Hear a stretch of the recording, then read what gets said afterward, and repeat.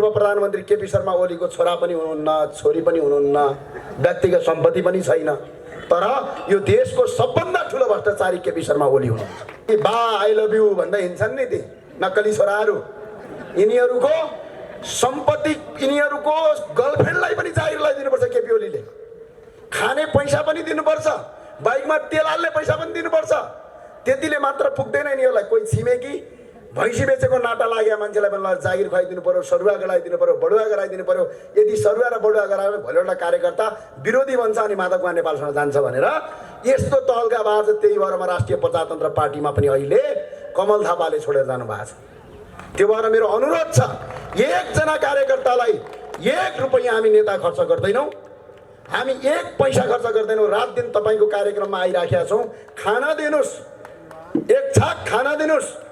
हिँड्नका लागि एउटा बाइक छ भने बाइकका पछाडि बसाल्नुहोस्, गाडी छ भने गाडीका पछाडि बसाल्नुहोस्, हुँदैन सार्वजनिक यातायात छ भने त्यसको पछाडि बसाल्नुहोस्। हामीसँग रगत छ, केही गर्न सक्ने सोच छ, आशा छ, भरोसा छ। यसका लागि तपाईँ साथ दिनुहोस्। 20 वर्ष यो देशमा काम गरौँ, त्यसपछि देश विकास भएन भने भन्नुहोला यो देश विश्वको सुन्दर देश बनाउन सक्छौँ हामी। ओ ज्ञानेन्द्र चाहिँ आछ हा भन्छन् पहिला है, मन्दिरमा गएर टिका लगायो अनि हामी त 10 रुपियाँ दिने हो पुजारीलाई, किन छैन हामीसँग। अनि के भन्छन् थाहा छ खासु गरेर यतापट्टि, ज्ञानेन्द्र सही आएको यार 5000 हल्ला भनेको त 10 रुपियाँ पो हाल्यो अरे है। सुन्नुहोस् है, हामी ज्ञानेन्द्र साहब विनोद चौधरी हो भने हामीसँग 10 रुपियाँ हल्ला पनि हामीले 10 पटक सोच्नुपर्छ। तपाईहरू हामीलाई भ्रष्टाचारी बनाउने कि नबनाउने भनेको नेपालका तमाम तपाईँ समर्थकको हातमा छ। तपाईँ निस्वार्थ चुनाव जिताइदिनुहोस्। 1 रुपियाँ पैसा खाएर होइन, 1 रुपियाँ पैसा नखाएर चुनाव जिताउनुहोस्। आफ्नो व्यक्तिगत स्वार्थभन्दा माथि राष्ट्रिय स्वार्थ राखेर चुनाव जिताउनुहोस्। त्यसपछि तपाईँको राम्रो मान्छेले काम गर्छ। चुनावको बेला 10 करोड खर्च गरेर लाउने अनि भोलि चुनाव जितेपछि 20 करोड खान्छ नि। यहाँको नगरपालिका अहिले मेयरले खाए जस्तै यसरी नै खान्छन्। हामी केटाकेटी खेलाए जसरी खेलेका होइनौँ, कुनै फुल गोबारा फुटाए जस्तो होइन। यो देशमा यी भ्रष्टाचारीहरूका विरुद्धमा लड्दाखेरि आफ्नो ज्यानलाई आहुति दिन सक्ने दम र क्षमता राख्न सबैलाई म हार्दिक अपिल गर्छु। रमाइलो लाग्छ नि, किन लाग्दैन? फिल्ममा गए ताली पड्काउन पाइन्छ, तर यो मुलुक आज हेर्नुहोस् एकछिन, हाम्रो अलिकतिको कमजोरीले गर्दा, हाम्रो अलिकति सोचाइको कमीले गर्दा, अर्काको पछाडि लहैले गर्दा, आज एउटा सानो गल्तीले गर्दा आज तपाईका छोराहरू विदेशमा बेचिरहेका छन्, बुहारीहरू अर्काको देशमा टोछा लगाइरहेका छन्। यो कुरा बुझ्न आवश्यक छ तपाईहरु। हाम्रो सानो गल्ती हो। एक दिन आउँछ चुनाव, त्यो चुनावको अघिल्लो दिन मस्तीमा बिहे हुन्छ। थाहा छ तपाईलाई? छिमेकीको बिहे हुँदाखेरि वल्लो छिमेकी बोलेर बस्दैन, चुप लाएर बस्छ। एकछिन सुन्नुहोस्, छिमेकीहरू झगडा गरे हुन्छन्, प्रायः जसो छिमेकीहरू झगडै गर्छन्। फेरि केही न केही कुरामा मनमुटाव भइ नै हाल्छ छिमेकीको। जब छिमेकीहरू आपसमा मनमुटाव गर्छन्, छिमेकीहरू आपसमा झगडा गरेर बसेका हुन्छन्, छिमेकीको बिहे हुन्छ, छोराको छोरीको, बिहानबाट बाजा बल्न थाल्छ।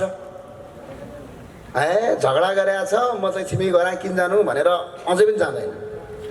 अझै बाजा बज्छ, 1 घण्टा बज्छ, 2 घण्टा रमाइलो हुन्छ, 3 घण्टा पछाडि त्यो झगडा गरेको छिमेकी पनि त्यो बाजा बजाएको ठाउँमा गएर नाच्छ, हाँस्छ र उसको भोज खाएर आउँछ।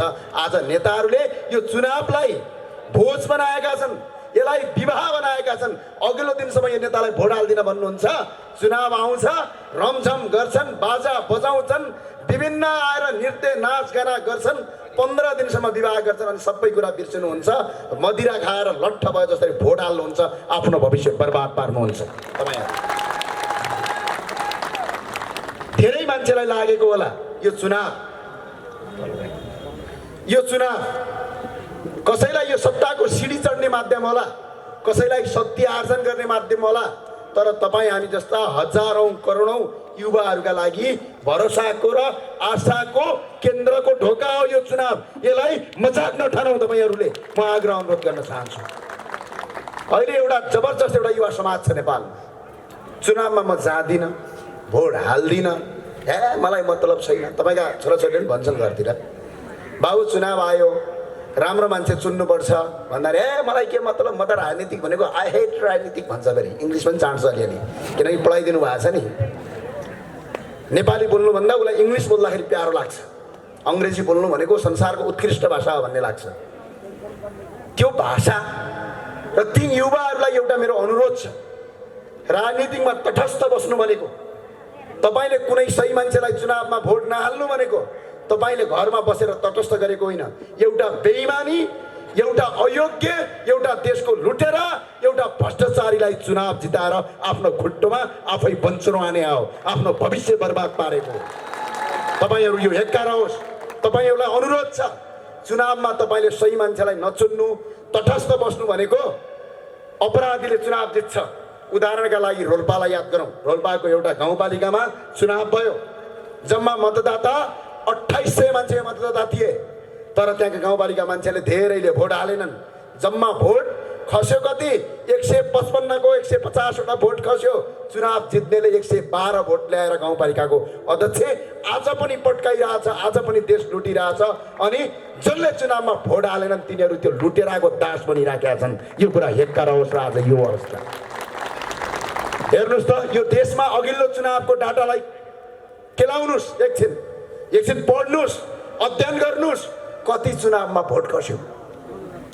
अघिल्लो चुनावमा यो देशमा जम्मा 36 लाख र 35 लाख भोट ल्याएकाहरूले देशको 2/3 सरकार भने। टोटल जनसङ्ख्याको यदि त्यसलाई तपाईँको यदि प्रतिशतमा हान्ने हो भने जम्मा 11% भोट हो। यदि जम्मा जति भोट खसेको छ त्यो भोटको जम्मा 44% हो। यदि जति तपाईँको भोटर छन् त्यसको जम्मा 24% भोट ल्याएर यो देशको सत्ता 2/3 बहुमत भनेर फुरफुर गर्छन्। भोट आयो एमालेको 36 लाख, नेकपाहरूको 36 लाख आयो, तर 58 लाख मान्छेले भोट हालेन। 58 लाख ठुलो कि 36 लाख? त्यो 58 लाखले भोट हालेनन्। किन थाहा छ? बालै मतलब थिएन। तर 36 लाखले चुनाव जितेर 58 लाख भोट नहाल्नेलाई दास बनाए। अहिले पनि तिनका मालिक भएका छन् र दास भयो 58 लाख जनता। त्यही भएर आउने चुनावमा स्वतन्त्र नागरिकले भोट हाल्नुहोस्। यो सामान्य कुरा होइन। तपाईँलाई मजाक लाग्यो होला, भन्नुहुन्थ्यो त बेला बेला, ओहो युवा चाहियो, युवा चाहियो, आहा लेखिहाल्छन् आजभोलि। आहा कस्तो मलाई कहिलेकाहीँ हेर्दाखेरि पनि अचम्म लाग्छ। ती युवा साथीहरू, ती बुद्धिजीवी वर्ग भनाउँदाहरू के गर्छन् थाहा छ? मेक्सिकोमा 35 वर्षको एउटा विद्यार्थी राष्ट्रपति भयो। फेसबुकमा स्टाटस लेख्छन्, हाम्रो देश बुढा नेताहरूले बिगारे हौ लौ, त्यो भएर हामी मेक्सिकोको राष्ट्रपति युवा चाहियो भन्छौँ। अनि हामी जस्ता 30 वर्षका युवा यो राष्ट्रिय प्रजातन्त्र पार्टीको प्रवक्ता छौँ, हामीलाई समर्थन गर्नुको सट्टा कुरा काटेर बस्छन्। अनि यस्ता युवा हुन्छन्। अनि यसरी हुन्छ। मेक्सिकोको 35 वर्षको मान्छे प्रधानमन्त्री राष्ट्रपति भयो भनेर ट्विट गर्छन् केही भनाउँदा बुद्धिजीवीहरू, केही भनाउँदा पत्रकारहरू भनाउँदाहरू भन्छु, जो एनजिओ आइएनजिओको फन्ड मात्र यिनीहरू चल्छन्। यिनीहरूका मालिकहरू नेपाली होइनन्, मालिक पनि विदेशी छन् यिनीहरूका। हामीलाई थाहा छैन भने नेपालमा पत्रकारिता क्षेत्रमा, आम सञ्चारको क्षेत्रमा, डिफेन्सको क्षेत्रमा तपाईँको विदेशी लगानी लगाउन पाइँदैन, विदेशी मान्छे मालिक बन्न पाइँदैन। आज यो देशका मूलधारका मुख्य पत्रिका विदेशीले चलाउँछ। तिनीहरू के गर्छन् थाहा छ? मेक्सिकोको 35 वर्षको मान्छे प्रधानमन्त्री भयो भने लेख्छन् सरारारारारारारारा। तर जब यो देशको एउटा विद्यार्थी राजनीति गर्ने उमेरको राजेन्द्र लिङ्गदेल यो देशको पार्टीको अध्यक्ष, 30 वर्षको मान्छे म यो देशको प्रवक्ता छु, हाम्रा विरुद्धमा लेख्न पाएहरू केही गर्दैनन् र विरुद्धमा ट्विट गर्छन्। अनि 70 वर्षका केपी ओली र शेरबहादुर देवाललाई भोट हाल्छन्। अनि यो देश अनि यही हो अवस्था, यही हो अवस्था भन्ने बेला विदेशका युवालाई अस्ति एकचोटि खतरा भयो कि फ्रान्समा एकजना मान्छे राष्ट्रपति भए, सायद भर्खरकै छन्, धेरै उमेरका छैनन्। नेपालभरि हुटिङ चल्यो। जब एकजना युवा एउटा पार्टीमा चुनाव लड्यो, त्यो युवाको जमानत जफत गराए यिनीहरूले। सिर्फ लेख्न जानेका छन्। आज यो देश यति अवस्थामा छ, तपाईँले नेपाली भाषा बोल्यो भने विद्यालयमा तपाईँलाई डाँट्छन्, विद्यालयमा तपाईँलाई कारबाही गर्छन्। म यहीँबाट घोषणा गर्न चाहन्छु राष्ट्रिय प्रजातन्त्र पार्टीका युवा साथी र विद्यार्थी साथीहरूलाई, प्रत्येक स्कुल अब चेक गर्नुहोस्, जहाँ नेपाली भाषा बोल्दाखेरि कारबाही गर्छ भने त्यो स्कुल बन्द गर्नुहोस्। यो देश नेपाल हो, नेपाली बोल्न पाउनुपर्छ। अङ्ग्रेजीको देश होइन यो। हामीले पटक पटक भोग्यौँ।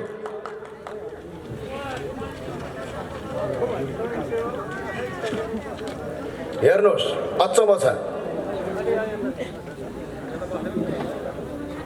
कहिलेकाहीँ अचम्म लाग्छ मलाई, यति सुन्दर देश छ है, मलाई रमाइलो लाग्छ। हामी बस्न पाएछौँ। भारतमा हामी पढ्दाखेरि यस्तै कार्यक्रम हुन्थे, एसी नलगाइकन, फ्यान नचलाइकन कुनै पनि कार्यक्रम गर्न सकिँदैन। आज पनि भारतमा, साउदी अरबमा एसी नलगाएर हिँड्न पनि सकिँदैन। अमेरिका कस्तो देश छ थाहा छ तपाईँलाई? अमेरिकाको धेरै भूभाग चिसोमा उभिन नसक्ने चिसो, गर्मीमा सहन नसक्ने गर्मी हुन्छ। तर हाम्रो देश हिमाल छ, अगाडि बिचमा पहाड छ, तराई छ। जम्मा 17 किलोमिटर मात्र तलमाथि यदि सिधा हिँड्ने हो भने हरेक ठाउँको मौसम फरक छ। हिमालमा नभएको तरकारी हिउँदमा हुने, हिमालको तराईको तरकारी बर्खामा तपाईँको हिमालमा हुन्छ। हाम्रो यस्तो सुन्दर देश आज विश्वको सबभन्दा गरिब छ। तपाईँको भर्खर जन्मेको छोरीले के सपना देख्छ? छोरी ठुलो भएपछि के गर्ने भनेपछि के भन्छ थाहा छ? बुवा अस्ट्रेलिया जाने भन्छ छोरीले। अहिले सिकाउनु भएको छ नि, गजबको इतिहास। अनि छोरीले गएर नेपालीमा बोली भनेपछि तपाईँलाई ओहो संसारमै ठुलै गल्ती गरिहाल्यो कि के हो यसले। अनि अङ्ग्रेजी बोलेपछि छोरो त ठुलो विद्वान भएछ भनेर तपाईँहरू मक्ख पर्ने यो देश है। यो देश उल्टो गति भन्ने यही हो क्या। कहिलेकाहीँ उल्टो हिंसा भन्छ नि, उल्टो गति भने यही हो। अनि आज हरेक युवाले यो देशमा भविष्य देख्दैन, हरेक नवजवान युवाले यो देशमा केही गर्न सकिँदैन भन्ने कुरा मेन्टालिटी भरिएको छ। यो सबै बनाउने तपाईँ पनि हो, हामी पनि, तपाईँ हामी जस्ता मान्छेले बनाएको। यसलाई परिवर्तन गर्न सक्नु, यही देशमा काम गर्न सकिन्छ, यही देशमा विकास गर्न सकिन्छ। यो देश मेरो हो, म यो देशको नागरिक हो भन्ने भित्री भावनाको विकास गर्न आवश्यक छ। चाहे त्यो माओवादी हो, चाहे त्यो एमाले हो, चाहे त्यो काङ्ग्रेस होस्, चाहे त्यो रापरपा होस्, यो पार्टीको कुरा होइन। यो देशको आज सबभन्दा ठुलो रोग भनेको बेरोजगारी, सबभन्दा ठुलो रोग भनेको नेपालमा केही हुँदैन, सबका सब विदेशमा हुन्छ भने मनस्थिति दिमागमा पाल्नु। यो भाइरस हो, यो भाइरसको अन्त गर्न सक्नु अब हामी युवाको सबभन्दा ठुलो चुनौती हो। यो चुनौतीलाई आत्मसात गर्नुपर्छ। के छ देख्नु भएको छ घर? एकछिन युट्युबमा जानुहोस्, हाम्रो नेपालमा बनेका घर र सुडानमा बनेका घर हेर्नुहोस्, एउटै प्रकारका छन्। जहाँ जहाँ जमिन देख्यो त्यहीँ त्यहीँ घर बनाउने, जहाँ जहाँ उत्पादन हुने जमिन छ त्यहीँ त्यहीँ घर ठडाइहाल्ने। यही अवस्था यदि सिर्जित बन्यो भने, यही अवस्था यदि रह्यो भने, सागु नारायणमा आएर एउटा ज्ञानेन्द्र साईले भन्थ्यो भन्नु होला, अबको 30 देखि 40 वर्ष पछाडि भारतले चामल दिएन भने नेपालमा हाहाकार र भोकमरी पर्छ। यो अवस्था यो देशमा बन्यो आज। आफ्नो घरको टमाटर नखाने अनि अमेरिकाको पिज्जा र बर्गर माग्ने सन्तान जन्माउनु भएको छ। अहिले तपाईँहरूले सन्तान जन्माउनु भएको छ। घरको गाईको दुध नखाने, ओहो यो त गाईको दुध खानु हुँदैन, रूढिवादी हो रे, बुझ्नुभयो? अनि अमेरिकाको पेप्सी र ड्यू खाएर घरमा आउने सन्तान जन्मिया छन् अहिले यो देशमा। तपाईँहरूले जन्माउनु भएको छ। हामी व्यापारले पुराका पुरा परजीवी भइसक्यौँ। तपाईँलाई थाहा छ, घरको अगाडिको गोलबेडा टिपेर अचार बनाउँदैन। अनि अमेरिका र युरोपबाट आएको अचार भाटबटनी सुपर मार्केटमा गएर किनेर ल्याएर घर खान्छ। यस्तो किसिमको तपाईँको व्यवस्था भयो यो देशमा। एक फेरि मलाई अचम्म लाग्यो, अचार खानु पर्यो भने गएँ म। हेर्नुहोस् है, त्यो करेला हुन्छ नि, करेला, तपाईँहरू बरेला भन्नुहुन्छ, हाम्रो जुम्लातिर करेलै भन्छन्। त्यो काँडा भएको के, त्यो चट्ट 4-5वटा पिस काटेर प्लास्टिकमा तेल हालेर चप्काएर भाटबटनीमा बेच्न राखेको रहेछ। कति हो यसको प्राइस भनेको? 240 रुपियाँ भन्यो। मैले किनेर ल्याएँ, के नहोला भन्ठाने, घर ल्याएर खोलेँ। जब त्यो भित्र खान थाल्छु त त्यहाँ हाम्रो जुम्लातिर पाउने यहाँको बरेला भन्छ, त्यो बरेला रहेछ। अनि भोलिपल्ट बिहानपल्ट म त्यहाँ अगाडि तरकारी पसलमा गएँ, मेड इन सिङ्गापुर लेखाएको थियो है फेरि त्यसमा। तल तरकारी पसलमा गएको, किलोको कति छ बरेला हजुर भनेको, किलोको 45 रुपियाँ किलो छ भन्यो क्या। सुन्नुहोस् है, जम्मा त्यो बरेला 4 कि 5वटा मात्र बरेला थियो त्यसमा। मैले 250 हालेँ। पछि त्यसको मैले अनुसन्धान गर्दै गएँ, यो कहाँबाट जाँदो रहेछ। नेपालमा भएको बरेला सिङ्गापुरले 30 रुपियाँ किलो, 20 रुपियाँ किलो नेपालबाट उठाउने, अनि उता पारी सिङ्गापुरमा लगेर तेल हाल्ने, त्यसलाई चप्काउने, अनि जम्मा 30 रुपियाँ किलो बरेला 250 रुपियाँ 4वटा मात्रै बरेला मात्र बेचेर फेरि नेपाललाई नै बेच्ने, नेपालको सामान विदेश लिने, अनि फेरि नेपाली नै बेच्ने। अनि तपाईँका छोराछोरी, तपाईँका सभ्रान्त वर्गहरू भनाउँदाहरू ओहो के खाएँ, सिङ्गापुरको अचार खाएँ भनेर छिमेकीलाई सान हान्ने यो देशको परम्परा जबसम्म अन्त्य हुँदैन तबसम्म देश विकास हुँदैन। हामीहरूलाई ठुलो चुनौती छ। राष्ट्रिय प्रजातन्त्र पार्टीमा हामी त्यत्तिकै केटाकेटीको गुच्चा खेल्नलाई लागेका होइनौँ। हामी यो राजनीतिकमा त्यत्तिकै आएका होइनौँ। तपाईँलाई लाग्छ होला नेता बन्न त हिजो पनि नेता थियौँ त, अभियन्ता भएर जहाँ पनि हा गरेकै थिए, तपाईँहरूभन्दा ठुलो भिड हुन्थ्यो। आज बरु स्वतन्त्र नागरिक हामीसँग जोडिएका छैनन्। किन हामी जोडियौँ भने हामीसँग जम्मा 3टा विकल्प छन्। अब एउटा विकल्प यिनीहरूले देश लुटे, हामी टुलु टुलु हेरेर बस्ने। अर्को विकल्प यिनीहरू लुटेर आउन्, यिनै लुटेरासँग मिलेर देश लुट्ने। अर्को विकल्प यी लुटेर आउने चोर हुने फटाउन्, हामी सबै मिलेर यिनका विरुद्ध सडक सदन सङ्घर्ष गर्ने र यिनको अन्त्य गर्ने भन्यौँ। हामीले त्यो बाटो रोज्यौँ र त्यो भएर प्रजातन्त्र पार्टीमा आएको। हामी नाच्न आएको होइन, यहाँ रमाइलो गर्न आएको होइन। तपाईँलाई याद छ हिजो यतिखेर म लमजुङमा थिएँ। हिजो 4वटा कार्यक्रम लमजुङमा गरियो, राति 8, 9, 10 बजेसम्म। राति सुत्न पाएको छैन। आज भक्तपुर आइएको छ, अझै 3वटा कार्यक्रम छन्। अनि तपाईँ यहाँ सेल्फी र फोटो खिच्न आएको भन्नुहुन्छ मलाई।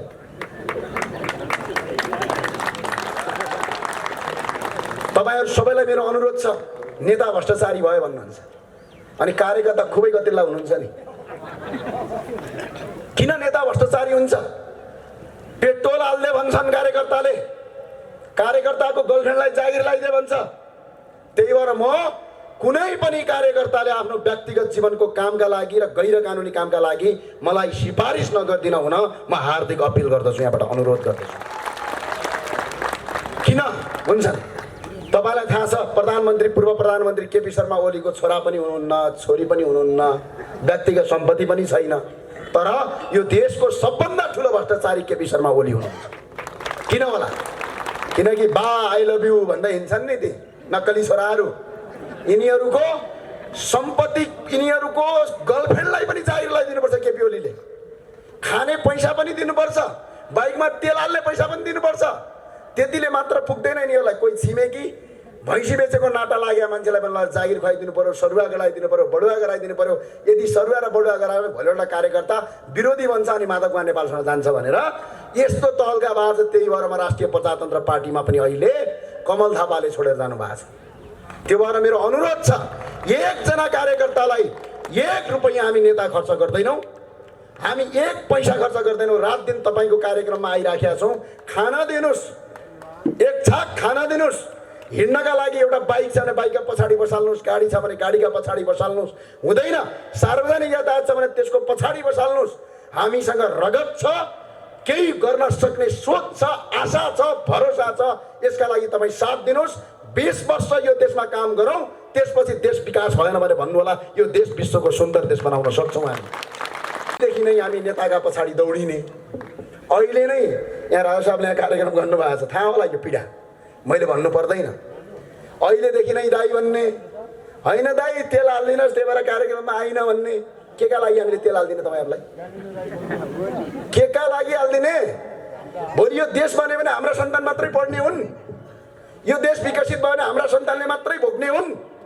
नेता पनि बन रे, पैसा पनि देऊ रे, बाइकमा तेल पनि हालिदेऊ रे, कार्यक्रम पनि गरिदेऊ रे, चिया नास्ता पनि खुवाइदेऊ रे। ए बाबा हामी विनोद चौधरी हो भने नेता जस्तो भिकारी कोही पनि हुँदैन। तपाईँ धनी हुनुहोस्, हामी गरिब हुन्छौँ।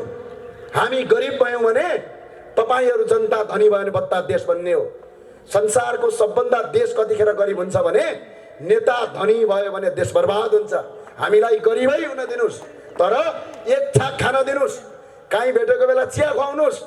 अनि यसो नगर्नु, कहिलेकाहीँ कार्यक्रममा जान्छु म, ओ ज्ञानेन्द्र चाहिँ आछ हा भन्छन् पहिला है, मन्दिरमा गएर टिका लगायो। अनि हामी त 10 रुपियाँ दिने हो पुजारीलाई, किन छैन हामीसँग।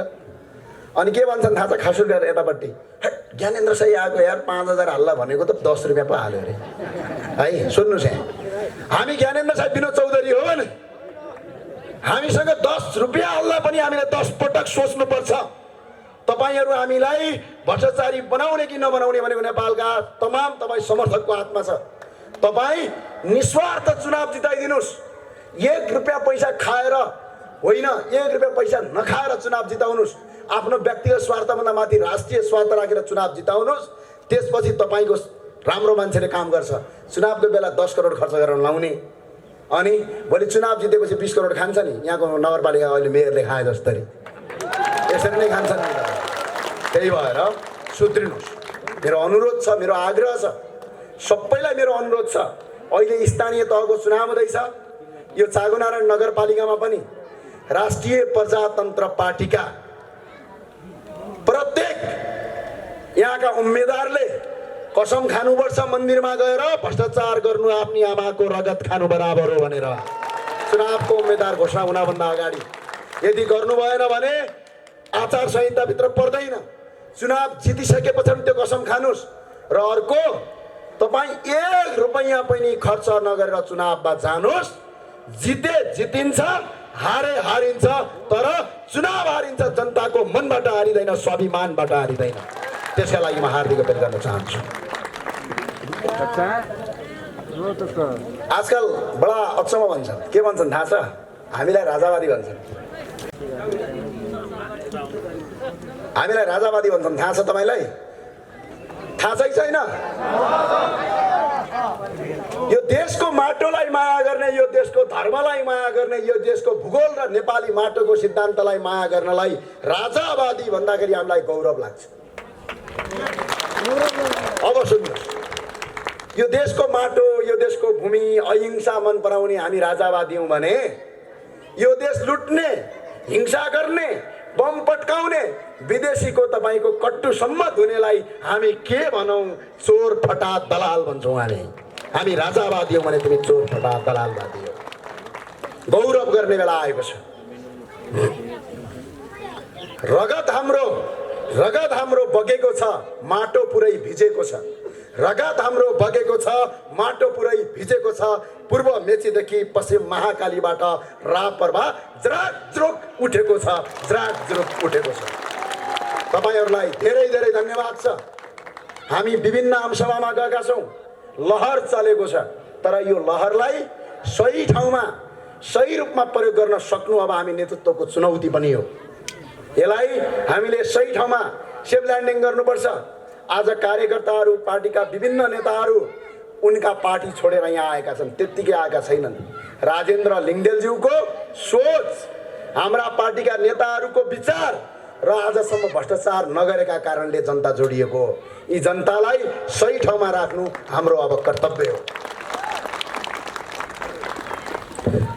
झुक्ने छैनन् शिरहरू, झुक्ने छैनन् शिरहरू जति काट्न खोजे पनि, झुक्ने छैनन् शिरहरू जति काट्न खोजे पनि, ढल्ने छैन आशाका किरणहरू, ढल्ने छैनन् आशाका किरणहरू जति बदनाम गर्न खोजे पनि, जति बदनाम गर्न खोजे पनि। म आज चाहन्छु तपाईँ जति सक्नुहुन्छ विभिन्न पार्टीका साथीहरू हामीलाई खुइल्याउनुहोस्। तपाईँको जति हिम्मत छ अझै नङ्ग्याउनुहोस्, किनकि हामी गल्ती गरेका छैनौँ। हिम्मत छ ज्ञानेन्द्र साईले 10 रुपियाँ खायो भन्ने, ल हिम्मत छ भने निकाल अडियो काण्ड, निकाल भिडियो काण्ड। एकपटक मैले भनेको थिएँ, के थाहा छ? यो देश तपाईँ हाम्रा पुर्खाले आर्जेका हुन् भनेको थिएँ, अनि यो देश के अङ्ग्रेजका पुर्खाले आर्जिया हो? हामी नेपालीकै पुर्खाले आर्जेको। यो अडियो काटेर खुब भाइरल गरिरहेछन्। अझै काट, अझै हाल, अझै भाइरल गर यो, किनकि यो देश आज पनि हामी छाती खोलेर भन्छौँ तपाईँ हाम्रा पुर्खाले आर्जेको हो, अङ्ग्रेजका पुर्खाले आर्जेका होइन। के गल्ती गरियो? संसारमा सबभन्दा ठुलो कुरा इमान हुन्छ, बेइमानहरू हुँदैन। इमानलाई आत्मसात गरौँ, मुलुकको बाटोको रूपान्तरण गरौँ। कतिसम्म समस्या छ? कहाँ जाने भन्नु त मलाई? कहाँ जाने? अहिले अन्याय पर्यो, अदालतका अगाडि तपाईँ जानुभयो, कसैले तपाईँलाई अन्याय गर्यो भने अदालत जानुहुन्छ, अदालतले चर्को फिस लिन्छ, अनि तपाईँ के भन्नुहुन्छ त्यो अधिवक्तालाई? कस्तो उल्टो गतिमा नेपालको समाज गयो जस्तो लाग्छ मलाई त। थाहा छ? वरिष्ठ ठुलो वकिल भनेको त ठुलो पैसा कमाउने रे है। समाजमा छन् नि ठुल्ठुला वकिलहरू जसका कार्यालयहरू यसो गरी हेऱ्यो भने माथिबाट टोपी खस्ने अफिसमा हुन्छन्, अनि समाजमा सबभन्दा अगाडि आएर त्यसैले तपाईँ टिका लाउनुहुन्छ, अनि के भन्नुहुन्छ? ठुलै वकिल रे, अनि सम्मान दिने रे। तपाईँलाई याद छ वकिल कतिखेर ठुलो हुन्छ? जब त्यसले चोर फटा अपराधीलाई अदालतबाट जिताउँछ, मोटो रकम लिन्छ, तपाईको रगत चुस्छ, त्यो मान्छे ठुलो वकिल बन्छ अनि तपाईँ त्यही ठुलो वकिललाई माला लाउनुहुन्छ। यो समाज आज त्यसरी बिग्रेको छ। बेरोजगारी छ आज। यो देशको बेरोजगारीको मुख्य स्रोत भनेको तपाईँ हामी हो। तपाईँ हामीले कल कारखाना खोल्ने मान्छेलाई सम्मान गरेर उलाई कल कारखाना खोल्न लगाउनुको सट्टा चन्दा माग्यौँ, बम पट्कायौँ अनि विदेश पठायौँ। अनि यही देशको सामान प्रयोग गरेर लाउनुको सट्टा हाम्रा बाबुबाजेले अहिले पनि हाम्रो देशको कपडा लाउनुहुन्छ। त्यो कपडा लगाउँदाखेरि तपाईँ घिन मान्नुहुन्छ। यो देश आज अविकसित हुनुको पछाडिको मुख्य कारण तपाईँ हामी हो। यहाँ अरू कोही पनि होइन। विदेशी आयो भन्छन्। यो देशमा तपाईँ हामी यदि शक्तिशाली भइदिया भए, तपाईँ हामी यदि मजबुत भइदिया भए विदेशीले आएर यहाँ शासन गर्न सक्छ, हिम्मत छ। उदाहरणका लागि तपाईँको घरमा तपाईँ बलियो हुनुहुन्छ भने तपाईँको घर अर्को छिमेकीले भाँड्न सक्दैन। तपाईँको घर बलियो नभएका कारणले गर्दा छिमेकीले भाँड्छ र त्यसमा तपाईँको घरै ध्वस्त पार्छ। आज काङ्ग्रेस, एमाले, माओवादीहरू आपसमा लडेर यो देश विदेशीले लग्यो र विदेशीले अहिले शासन गरिरहेछ यो देशमा। हिजो नेपाल प्रहरीको आइजिपी बनाउनका लागि इन्डियन एम्बेसीलाई सोध्ने रे, ए बाबु सोध्छौ किन, ढोटी टोपी फुकालेर जाऊ न, पाउ पर, त्यसपछि यो देशमा तिमीलाई जनताले गद्दार हो भनेर घोषणा गर्नेछ।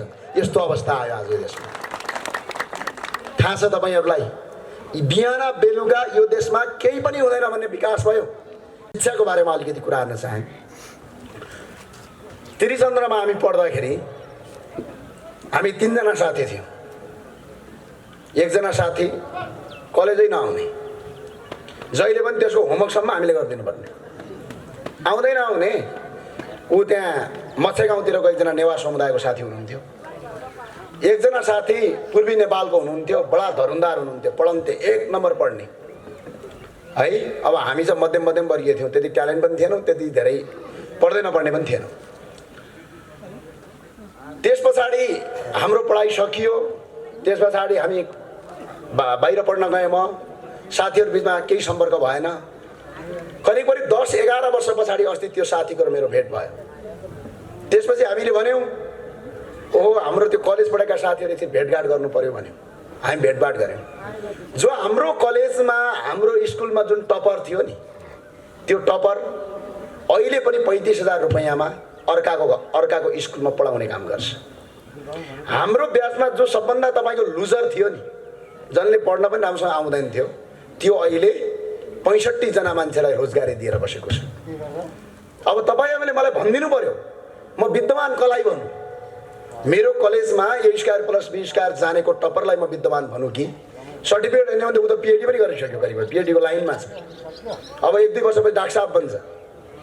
अब म त्यसलाई विद्वान भनौँ कि जो आफै उभिन नसकेर अर्काकोमा जागिर खाएर बसिराखेको छ, त्यसलाई म विद्वान भनौँ कि जसले आफू त बाँचेको छ, 65 जनाको परिवार पनि पालेको छ र 65 जनालाई रोजगार पनि दिएको छ, तर त्यसको सर्टिफिकेट ISC पनि पास गरेको छैन। अब म विद्वान कसलाई भन्नु? नेपाली सोसाइटीले, नेपाली समाजले A²+B² जानेका रटन्ते बहादुरलाई विद्वान भन्छ, जसले क्रिएसन गरेर काम गरे त्यसलाई गवार भन्छ। जबसम्म यो देशमा यो किसिमको पद्धतिको अन्त्य हुँदैन तबसम्म यो देशमा केही पनि हुँदैन। यो अब हामीले चुनौतीका साथ अगाडि गर्नुपर्छ। म अहिले पनि विद्वान त्यो सर्टिफिकेट लगेकोलाई भन्दिनँ। विद्वान जसले आफूले मात्र जानेन, अरूलाई सिकायो र अरूलाई पेट पाल्न सिकायो, विद्वान मेरा लागि त्यो हो। मेरा लागि त्यो टपर हो। त्यसका लागि मैले आग्रह गरेँ, अबको शिक्षा नीति बिल्कुलै परिमार्जन गर्न आवश्यक छ। तपाईँहरूलाई थाहा छ, तपाईँका छोराछोरी जति पढे त्यति बिग्रिया किन हुन्छन्? एकछिन सम्झिनुहोस् त। यो देशमा बेरोजगारको छ। 8 क्लास पढेको मान्छे कोही बेरोजगार छ? 5 क्लास पढेको छ, काम गर्छ क्या, कि त श्रमको काम गर्छ, कि त मेकानिकलको काम गर्छ, कि त खन्ने काम गर्छ। यो देशमा सबभन्दा बढी बेरोजगार सबभन्दा बढी डिग्री पढेको मान्छे छ। किन बेरोजगार होला? किनकि हामीले त्यो शिक्षामा आजसम्म जो नेपालको शिक्षा छ, त्यो शिक्षाले गरी खान सिकाएन। सिर्फ बेरोजगार उत्पादन गर्ने अङ्ग्रेजको एउटा कल्पना थियो, कसरी इन्डिया र साउथ एसियनहरूलाई बेरोजगार बनाउने, डफर बनाउने, त्यो शिक्षा नीति लागू गरेर आज हरेक जनता आज बेरोजगार छ। आफ्नो देशप्रति माया गर्नुको सट्टा विदेशप्रति माया गर्छ, अङ्ग्रेजप्रति माया गर्ने बनाएका छन्। त्यही भएर अबको हाम्रो विकल्प यो शिक्षा नीतिलाई व्यापक परिमार्जन गर्न आवश्यक छ। होइन भने यो देश बच्दैन, यो मुलुक बच्दैन। तपाईँहरूले चुनाव किन हारेको थाहा छ? सम्झिनुहोस् त एकछिन। जो कर्मले हिन्दू हो है, यसो हात गर्छ, रक्तिम क्रान्तिकारी भन्छ, गएर जसले हिन्दू धर्ममा छ त्यसैलाई भोट हाल्छ। सम्झिनुहोस् एकछिन। तपाईँ जो कर्मले हिन्दू हुन्छ, जो तपाईँ जन्मले हिन्दू हुनुहुन्छ, जसले यो देशको हिन्दूलाई मार्यो, जसले मन्दिरमा मान्छे काट्यो, जसले मन्दिरमा गएर दिशा गर्यो, आज उसैलाई तपाईँले चुनाव जिताएर 64 सालमा सबभन्दा ठुलो दल बनाएन। किन? किनकि तपाईँको सोच, तपाईँको विचार बिल्कुलै विदेशवादी बनेको छ। यसलाई परिमार्जन नगर्दासम्म राष्ट्रिय प्रजातन्त्र पार्टीले चुनाव जित्दैन। यसलाई परिमार्जन गर्न आवश्यक छ। आज अघि नै भनिसक्नुभयो, एउटा किराँतको छोरा। धर्ममा अहिले पनि हाम्रो अध्यक्षले कोलममा किराँत लेख्नुहुन्छ। एउटा किराँतीको छोरा यो देशमा हिन्दू धर्म बचाउनुपर्छ भन्नुहुन्छ। जो कर्मले, जुन जन्मले हिन्दू हुनुहुन्छ, तिनीहरू हिन्दू धर्म मास्नेलाई भोट हाल्नुहुन्छ। अनि तपाईँको हातभन्दा बेइमानी, तपाईँको हातभन्दा त्यो बेइमानी हात संसारमा कुनै पनि हात हुँदैन जसले आफ्नो घर आफै भत्काउनका लागि मतदान गर्छ। त्यो भएर तपाईँ अब नयाँ किसिममा अगाडि बढ्नुहोस्। हामीले धर्मलाई, यो देशको धर्मलाई सिर्फ हामीले धर्म मात्र होइन, हामीले सपना देखेका छौँ। यो देशमा आज पनि विश्वको सबभन्दा दुईवटा ठुला धर्म, एउटा हिन्दू, एउटा बुद्ध, अर्को किराँत। यी दुईवटा धर्मको पवित्र स्थल यो देशमा छ। आज पनि मठ मन्दिरको देश हो, यो देवी देवताको देश हो। यो देशमा हामीले यो धर्मलाई यदि अर्थतन्त्रमा हामीले परिमार्जन गऱ्यौँ भने, जसरी मक्का मदिना जाँदाखेरि हज कमिटीहरूका मुसलमानहरू गएर झन्डै साउदी अरबको 24% GDP तपाईँको मक्का मदिनाको हजबाट आउँछ। हामी विश्वका 121 करोड हिन्दू धर्मावलम्बीहरूलाई यो देशमा यदि ल्याउन सक्यौँ, यो मुलुकमा यदि ल्याउन सक्यौँ र तिनीहरूको 10% मात्र मान्छे नेपाल ल्याएर नेपालमा दर्शन गर्न सक्यौँ भने यो देशमा बेरोजगारीको अन्त्य हुन्छ, यो देशका होटलहरूको हाई हुन्छ, यो देशको GDP बढ्छ, यो देश काया पलट गर्छ भनेर हामीले हिन्दू राज्यमा आएको, त्यत्तिकैमा आएको होइन। अर्को कुरा गरे, राजा मागिरहेछन् यिनीहरू भने। हामीले राजा रहरले मागेको होइन, अर्थात् राजा आउलान् र हजुर हामीलाई मन्त्री बनाइदिलान् भनेर मागे होइन। राजाले मन्त्री बनाउने हो र मन्त्री त जनताले बनाउने हो। हामीले राजा माग्नका 3वटा कारण छन्। पहिलो कारण, अहिले युट्युबमा जाने, तपाईँले भिडियो हेर्ने, राजा महेन्द्रको बेलायत भ्रमण हेर्ने, राजा वीरेन्द्रको अमेरिका भ्रमण हेर्ने, राजा ज्ञानेन्द्र शाहको भारत भ्रमण हेर्ने, अनि त्यहाँ चुप्प लाग्ने, त्यहीमा फेरि गएर खोज्ने। राष्ट्रपति डाक्टर रामवरण यादवको अमेरिका भ्रमण हेर्ने, महारानी राष्ट्रपति विद्यादेवी भण्डारीको भारत भ्रमण हेर्ने, अनि त्यसपछि हेर्ने तपाईँ यदि नेपाली हो भने तपाईँको शिर झुक्छ, तपाईँ लासले भुतुक्क हुनुहुन्छ। राजा विदेशीलाई दास बनाउनलाई पनि यो देशमा आवश्यक छ भनेर हामीले राजतन्त्रको तरिका बनाएका छौँ। हामीले त्यत्तिकै गरेका होइन। घर बिना तपाईँलाई थाहा छ, मौरीको घार देख्नु भएको छ? घारभित्र एउटा रानी मौरी हुन्छ। ती मौरीहरू, त्यो रानी मौरी नहुँदाखेरि पनि उड्न सक्छन्, उडेर केशर ल्याउन सक्छन्, तर त्यो रानी मौरी नभयो भने तिनीहरूले कहिले पनि महको चाका बनाउन सक्दैनन्। किन? यिनीहरू एक अर्कासँग लडेर मर्छन्। आज राजा नहुँदाखेरि काङ्ग्रेस, कम्युनिस्ट, एमालेहरू एक अर्कासँग सडकमा नाराबाजी र झगडा गरेर यो देश बर्बाद पारे। त्यही भएर राजा एकताको सूत्र हो, त्यही भएर हामीले राजाको आवश्यकता ठान्यौँ यो देशमा। हामीले त्यत्तिकै होइन। अर्को कुरा याद गर्नुभएको छ, कहिलेकाहीँ यसो टिभी हेर्नुहोस्, विदेशको एउटा राजदूत आउँछ, सिधै ढोका ढकढक गर्छ, सभामुखले आफ्नै निवासमा बोलाउँछ। विदेशको एउटा राजदूत आउँछ, प्रधानमन्त्रीलाई आफ्नै निवासमा बोलाउँछ। राष्ट्रपतिको अगाडि जान्छ, उफर गौडी हालेर बस्छ, यस्तो उफर गौडी, बुझ्नुभयो? तर हिजो राजा वीरेन्द्रले उफर गौडी हालेर बस्नुहुन्थ्यो, अमेरिकन राष्ट्रपति झुकेर बस्थ्यो। त्यो भएर हाम्रो देशमा राजाको आवश्यकता छ भने त्यत्तिकै भनेका होइन। यो देशको शान हो, यो देशको मान हो, यो देशको इज्जत हो, यो देशको प्रतिष्ठा हो राजतन्त्र। राजतन्त्र कोही कसैको विदेशीको दास हुँदैन। यो देशमा यदि कसैलाई सबैभन्दा बढी यो देशको माया छ भने राजाभन्दा अरू कसैलाई पनि माया हुँदैन, किनकि यो देश राजाको सम्पत्ति हो। सम्पत्तिको माया सबैलाई हो। तपाईँलाई उदाहरणलाई सुन्नुहोस् त, एउटा घरमा तपाईँ भाडामा बस्नुहुन्छ, घरको माया त्यो भाडामा बसेको मान्छेलाई हुन्छ कि घरमुलीलाई हुन्छ? भन्नुहोस् त, कसलाई हुन्छ?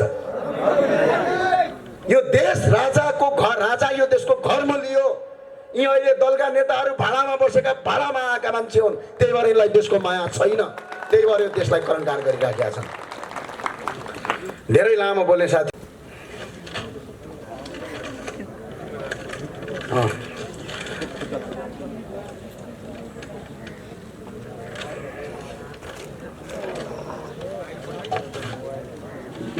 धेरैले भने राष्ट्रिय प्रजातन्त्र पार्टीका कार्यकर्ताहरू आउलान् अनि यसो मुङ्ग्रो देखाउँला र तर्साउँला सोचिया होलान्,